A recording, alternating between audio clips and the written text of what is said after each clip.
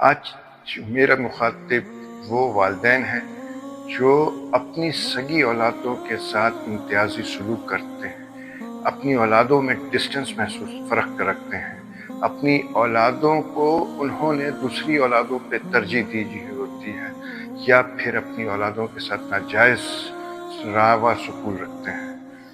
میں یہ بات کہنا چاہوں گا ان والدین کے لیے، آپ اس بات کو ذہن میں رکھ لیں کہ جہاں اولاد کے حقوق اللہ نے دیے ہیں وہاں والدین کا بھی حق اولاد پر رکھا ہے۔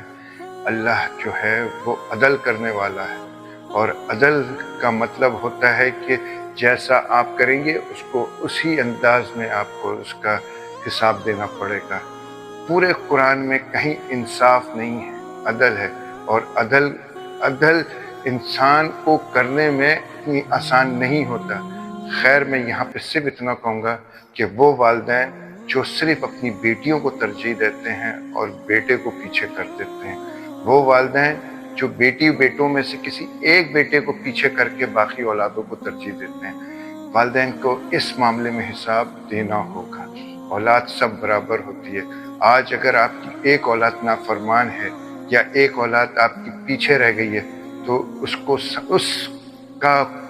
کو پیچھے کرنے پہ یا اس کی نافرمانی میں بھی آپ کا اپنا قصور ہے۔ جیسا بوئیں گے ویسا کاٹیں گے۔ وہ تربیت کہاں گئی کہ جس میں آپ کی اولاد جو ہے وہ نیک اور صالح ہوتی، نہ کہ آپ نے ایک بچے پہ توجہ دی اور دوسرے کو نظر انداز کر دیا۔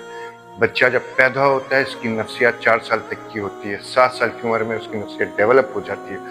والدین کچھ بچوں کو ترجیحات پہ رکھ کر جو ہے بہت زیادہ آگے کر دیتے ہیں، اور کچھ بچوں کو صرف پیچھے چھوڑ دیتے ہیں۔ جب آپ اس طرح کا ناروا سلوک اور امتیازی سلوک اولاد میں کرتے ہیں تو اولاد جس طرح بتدریج بڑھ رہی ہوتی ہے، کہیں نہ کہیں اس کے مائنڈ کے بیک پہ اس کی کہیں نہ کہیں نفرت، غصہ، یا پھر اس کے ساتھ ذہنی پرابلم شروع ہو جاتی ہے، اور اس ذہنی پرابلم کا زیادہ تر حقدار قصوروار وہ والدین ہوتے ہیں۔ اور جب بچہ جوان ہو جاتا ہے تو اس کو بالکل ہی لا تعلق کر دیا جاتا ہے، یہ بچہ کماتا نہیں ہے، یہ بچہ بدتمیز ہے، یہ ہماری نافرمان ہے۔ تو ان تمام چیزوں کا ذمہ دار کون ہے؟ وہ والدین جنہوں نے اپنی اولاد میں فرق محسوس کرا ہے۔ تو یہاں میں والدین سے المختصر یہ